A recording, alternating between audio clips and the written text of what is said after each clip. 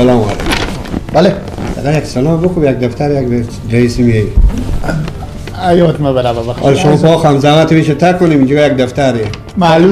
معلولم. خدا نکنه معلول بشی، پا تو فال بشی، تک پا. تک پا تک بشی.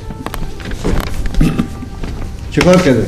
نمیشته کردین سیری پگو. همین کردین سیری پگیه. صحیح هرچی هست. سیری پیه.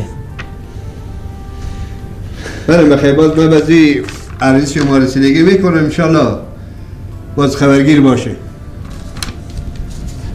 کجا بریم؟ بله بعد کار غریبی خورده ما شما چاش تا اینجا میمون کنم. وخزه خب یعنی کار ما چیکار میشه؟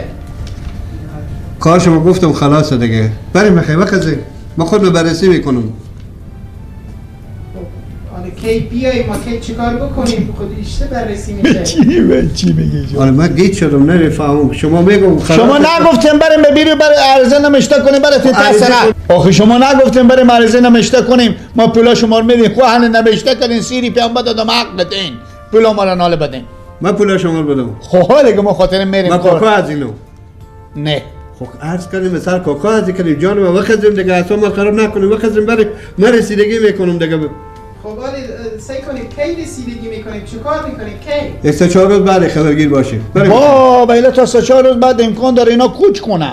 کوچ کنه ما کار ندارم بررسی میشه اینجا وکیل محل شما زنگ زده میشه و اینجا میای مگر تعهد کنه که این پول اینا ما وضعی دیگه نمیشه دیگه ما از اونها مرتکب بیارم به خودم. ما پول نمایم دو تا سرا داره دیکون داره یک چند جریب هم زمینه درسته؟ خب منم اینا حق حقوق مایم ما. یا خواشه باشه ما قاضی تلفن میگیرم دیگه چی مایم؟ خیر بینیم. وخزیم دیگه وخزیم مزایم کارمون نه. خیر بینیم خدا شما کرد نکنه. سلامت باشین. زنده باشین خیر. ما بریم دیگه ما.